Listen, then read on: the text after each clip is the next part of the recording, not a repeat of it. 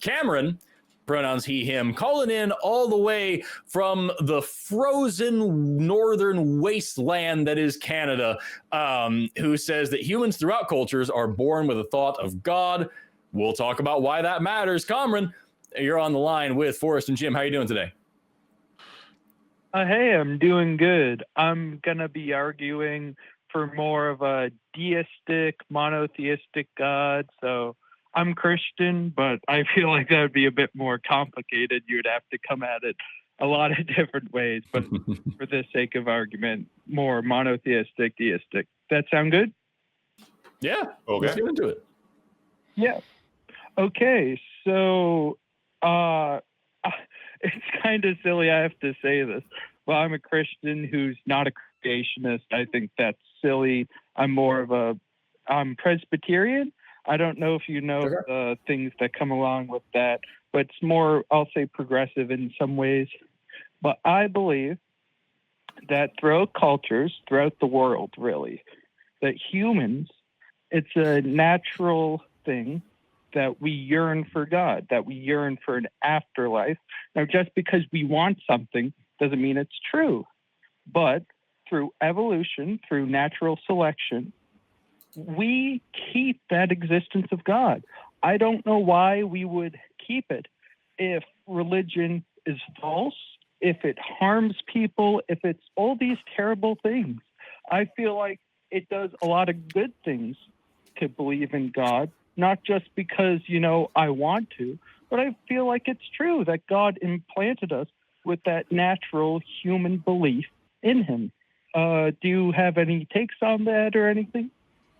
I have a huge amount of problems with what you just said. I'm currently taking notes. Jim, do you want me to start or do you want to? The only thing I'm really going to say now is go gadget Forrest. Yeah. Is this your... let me just put this thing. So name of God. There we go. Got my notes here. So first of all, you talk about this evolutionary reason and like how things change. Over the course of evolution, we have maintained this concept of God. What you were describing, as far as I can understand it, is this there's a couple of phenomena here. Number one is that humans are really good at these things called epiphania and pareidolia, which are psychological phenomena that we are able to derive meaning from meaningless data, see things that aren't really there, and try to like make sense of things that really just fundamentally make no sense. It's the reason why you see shapes in clouds. It's the reason why you see faces in things that don't actually have faces, but they have two spots here and a spot in the middle, and so it looks like something. It's the reason why we try to derive meaning from dreams or from events. It's the reason why we have so many logical fallacies. I drank water and then I got sick. Therefore, the water must have been the thing that made me sick, just because that's the way our minds work. We find these patterns. We create these patterns. We create meaning where there isn't really meaning. We do it all the time. That fundamentally leads into this concept of God as well, where we're saying, I know that if I rub sticks together, I make fire, but then this flash of light came out of the sky and made fire on the ground. There must have been some guy up there rubbing real big sticks together. And that must have been what this is. We ascribe agency to things that we don't understand. And that there is an evolutionary reason you can make behind that, because false positives are safer than false negatives in survival situations. If you hear a rustling in the bushes and you run away and it's the wind, you got some extra cardio that day. If you don't run away and it was a lion, then you are lunch. And so there's always an impetus. There's always selection pressure for assuming that there's something when there isn't. And so that kind of, for me, sums up like the evolutionary history of like these beliefs, and it doesn't give any credibility to the truth of the beliefs, as you can demonstrate by the vast number of these beliefs and how incompatible they are. And I know you're not arguing for one in particular. You said specifically you're arguing for a deistic idea, but like it kind of falls apart then.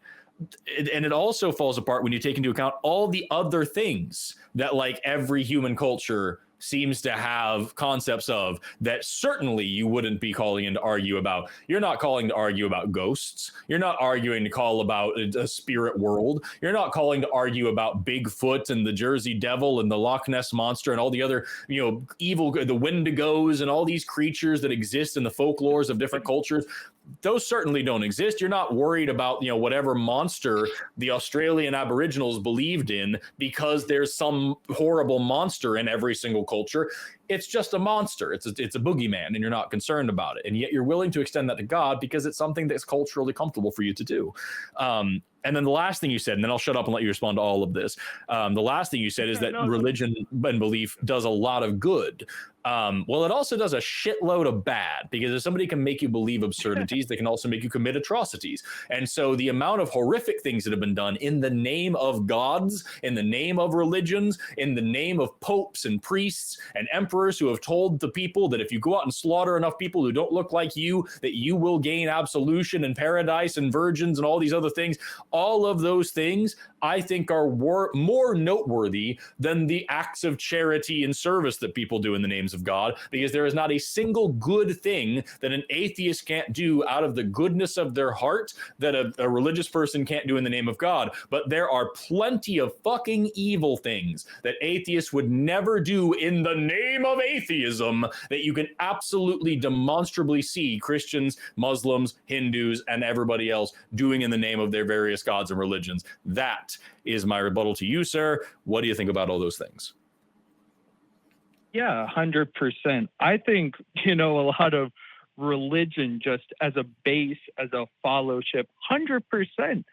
I feel like that's in any ways, not just because the belief in God. You look at the communists in China, like Mao, you look at Stalin, they're not God, but they're their own leaders. But I would say, you gave me a lot of things to go at. I'll come at the religion is evil thing that you said. I agree with that in some ways. A lot of evil is like, oh, my God is blah, blah, blah, blah, blah. But I feel like that supports my argument. If it's evil, if it's terrible, if you kill your brother because he believes in the river god and you believe in the sand god, why would we believe in God? Why would we have inherent? You have Christians killing each other for all the time. Yeah, Christians killing each other all the time over even dumber things, right? Mm-hmm. There's over 40,000 denominations of Christianity alone. Yes. I'm just trying to say, do you know what I'm saying? That just because it does evil, it would make evolutionary less probable to keep that trait, to keep that God gene. No, it doesn't, because at the end of the day, it's rooted in tribalism, which clearly was evolutionarily advantageous at a time when we were loose bands of people that needed to be able to stick together and like defend each other and protect each other from other people that wanted to come and raid our villages and things. Like there's arguments to be made that both that I do and don't support from a bioanthropological perspective. There are arguments to be made all over this that don't rely on, therefore, actually, there must be some fucking guy up there that whipped up the universe like a space wizard. Like you don't need to take that jump. You can make logical arguments rooted in what we do actually positively know about cultural anthropology and biological evolution. Like I said, things that I do and don't agree with that are more valid and more meaningful and more substantive than actually the madness that they believe in was real. So I don't think that this supports your point at all. I think there are plenty of better explanations that you could argue for that just don't rely on magic. And do you know who the Paraha tribe in the Amazon forest is? No, sir. Oh, then you should go look them up because they have no concept of a god. You should also go investigate Buddhism because Buddhism also Buddhists don't believe in a god or god concept. And I would make the argument that Shintoism does not believe in a god concept and that some Native American beliefs also don't have a God concept. So when you say that all humans have a God concept, you need to do more than just listen to whatever apologist told you that. You need to go and do some anthropological studies of people, because there's two groups for sure who don't agree with you of humans, which means your entire argument falls apart just based on the evidence. Can I, not to pin you down on one belief, but with Hinduism, as far as I know, they have concepts of an afterlife. They have concepts of a hell. They have concepts. We're talking about the concept of a God, which is what you said, that all humans have the concept of a God or want to believe in a God. And I have just named two groups of humans who do not. Did I say God and afterlife, or did I just say God? You just said God. I'm not saying you're wrong. Oh, sorry. I more lump those two together. But I would say also with afterlife, I'll look at what tribes did you say? I did Hinduism. What's the other ones you said, sir? Paraha, Buddhism. No, the Paraha, which is like Purana, only Paraha. There's an H instead of an N. And then Buddhism definitely doesn't have the concept of a God. Whether or not Buddhism actually has a concept of an afterlife and a heaven and a hell or not is open to interpretation. I would say that they don't. It also like, even if they did, like, that doesn't do anything for me, because like, you personally lumping together the concept of God and the concept of an afterlife doesn't mean that other cultures do that, or that it is a necessary constituent part of this belief. It's just, once again, it's the exact same thing as the beginning of your argument, which is this is something that you particularly find comfortable and you feel like you can just smear across the entirety of humanity and call it good. And what you're doing is it's not really, I'm not trying to insult you. It is not really ethnocentrism, because you're not saying that this is like the right way to be a human. You're utilizing your cultural heuristics and your religious understanding and kind of making this blanket statement about all of humanity, past and present. And that's just not appropriate to do. And I guarantee you there are plenty of cultures out there that would, even if they had a concept of a God or an afterlife, they are very different than what you would consider a God or an afterlife, and that wouldn't work for you. So it's just, that's really, and again, I'm not trying to be a dick to you because you've been very polite, but like, when I was studying anthropology, that was like literally the first lesson, was get out of the dualisms of your culture if you were trying to understand especially ancient humans, because it just doesn't work. It's not, their brains did not work the way that yours does, and nor would yours work if you were in that culture for them. So overall, Cameron, I'm going to leave you the last word, and then I'm going to move on because we got a couple more calls I want to try to crank through while we have a little bit of time left. What were you saying? I would say that obviously, like, the indigenous wouldn't know, or like, I don't know, ancient Slavics wouldn't know what the Trinity is. Their minds would blow up if you tried to explain it to them. It's less of the... As would yours if they tried to explain their religion to you. And as would first century Christians, if you tried to explain the Trinity to them, they would burn you as a heretic. Absolutely. I feel like that's a different conversation. I know Ignatius of Antioch believed in more of a Trinitarian view, but that's I don't want to branch off into that. But I would say with our current conversation that I would agree that it's hard to just say this is a blanket view, like, oh, you have to believe in God, that just because we do now and that other cultures have similar concepts.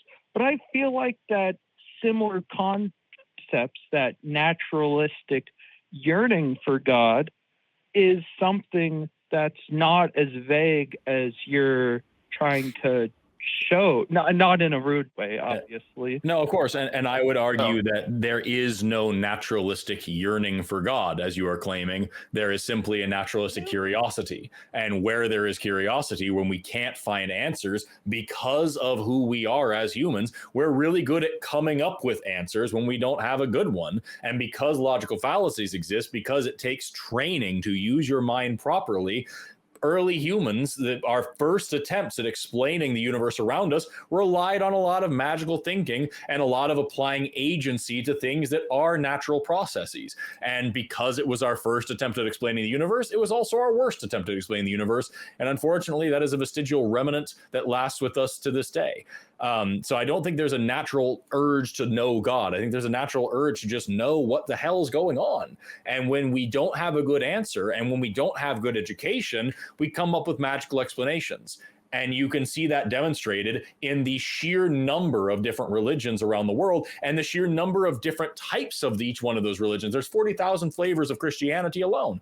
And it's all because it's just what's more comfortable and more convenient and more palatable to individual people living within their own worlds, their own heuristics, their own lives, their own cultures, their own comforts, and their own ideals. And then they just apply that to the rest of the universe and declare it natural law, as you are doing here. So, Cameron, I think you are doing the same thing that every other religious person does. You're just being a lot more kind about it. And I appreciate that, but I still encourage you to evaluate this a little further. Thank you. I'll look up, you said you wanted to go on to other calls. I'll call back another time about something else. Maybe the Trinitarian view. That seems like it would be fun. But that'd be fun, yeah. Another logically impossible thing. Something else you would? Yeah. Is there something else you would want me to look up or look into? I got nothing for you right now that wouldn't just be like a textbook or some dumb shit. So I'm not going to give you anything right now. Yeah, or something very generic like go study other cultures and get to know their religions before you make claims like all or every human believes or wants to believe a thing. Yeah, because as soon as you say the word every, all, or none, or nobody, or any of these absolutes, you should just assume you're wrong when you say that, because all you need is one example to be wrong. And if you're building conclusions off of that claim that everyone or all or none, any of those absolutes, then your entire argument falls apart and you're left with nothing but rags. That is the truth, not only in anthropology, but in just in biology in general. Absolutely. Anyway, Cameron, I appreciate your call. I appreciate you waiting for so long, and it's been a pleasure talking to you. Please do call us back sometime, okay?